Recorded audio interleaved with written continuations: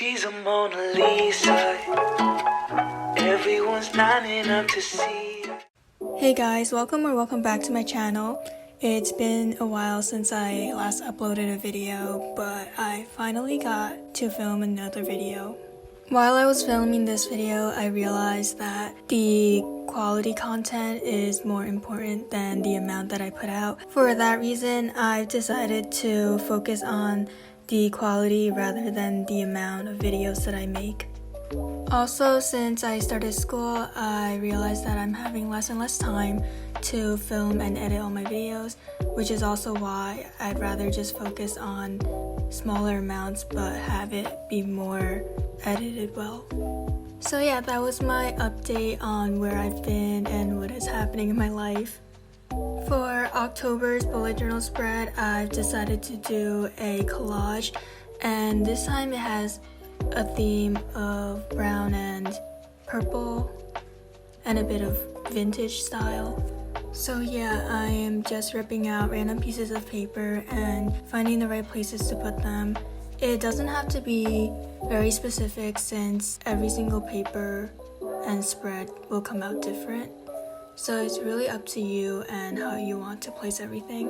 But once I am sure that I'm going to place the paper on a specific part of the page, I am taping it down with double-sided tape.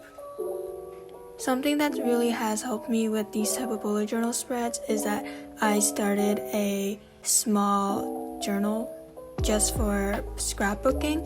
And in that journal, it can be anywhere from food to TV shows or anything that's interesting or any topics, honestly. And it's just a good way for me to practice scrapbooking while also keeping a small book of the things that I like.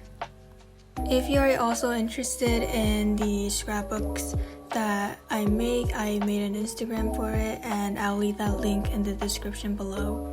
I am also going to be more active on there instead of YouTube, so if you want to know where I am or what I'm doing in my life, you can also follow me there.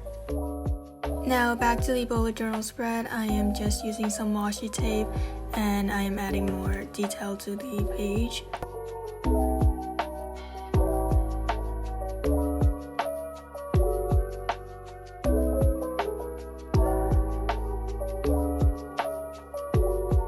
In the middle of the page, I was thinking of adding another image to fill in the blank spaces, so I added a picture of this coffee/latte, and for the circle stickers on the side, I ripped that off and then put those behind the coffee since I felt like that placement is better.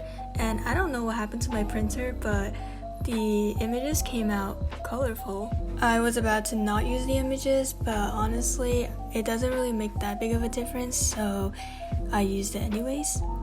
Now, on a separate sheet of paper, I am writing out October in calligraphy, and I am just using a brown marker to make the letters, and I am making the left side more thicker than the right side, so it looks like I used a pen marker even though I didn't.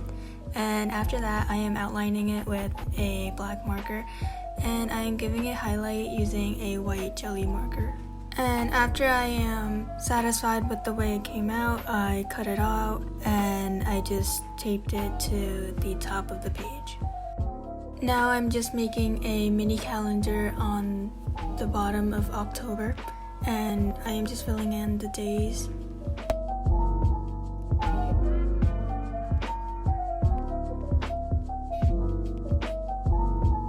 After that, I am just highlighting the week on the top, and using a marker, I am just coloring over the stamp because I ran out of black ink, and I made a little stamp on the bottom, which I think is super cute.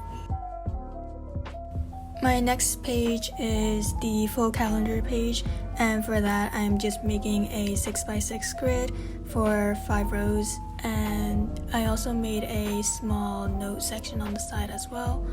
After I am satisfied with the outline, I am going over it with a black marker. I am also writing the days of the week on top, And yeah, my handwriting for cursive has gotten worse after not practicing for a long time, so please don't mind that. On the top left, I am writing October, and I am kind of doing a asymmetrical kind of calligraphy since there's some loops on the bottom as well. And I ripped out some more paper and I'm taping that on the bottom of October and also in the corner.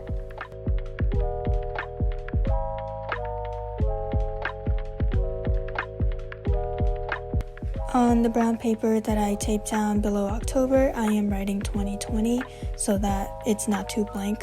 And with a yellow marker, I am going in to fill in the boxes with the dates.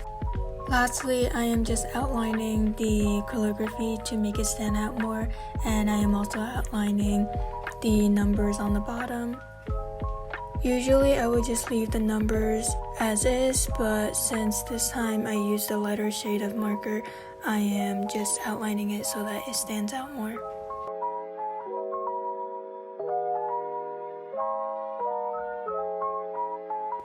I also added a few strips of washi tape on the bottom right corner as well. And this is how my calendar turned out. For the next page, I am doing a habit tracker, and this time, surprisingly, I am only doing 4 habits. Usually I would do around 6, but this time I am keeping it simple. The process is the same as always. I am just making small little calendars, and those are going to represent the days for each of the time that I complete a habit.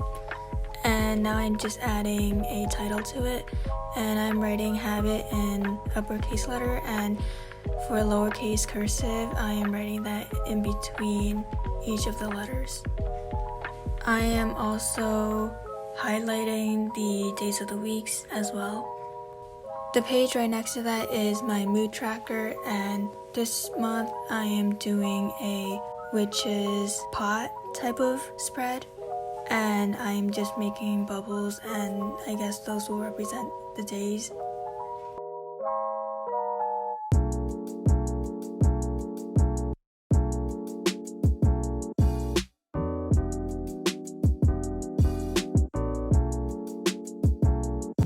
On the left corner, I am just using my brush marker to write mood tracker.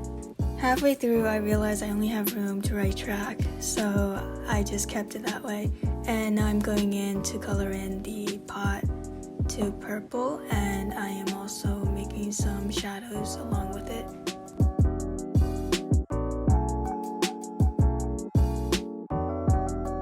The last 2 pages are the song tracker and the highlights page, and for the song tracker I am just using a brown piece of paper and I'm writing song on it, but it kind of looks like long because I messed up on the S, but it's okay.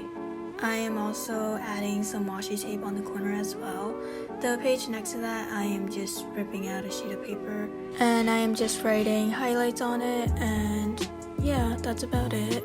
So this completes the bullet journal spread. If you like this video, please give it a thumbs up and subscribe to my channel for future videos like this. Also, make sure to follow my Instagram if you want to stay updated.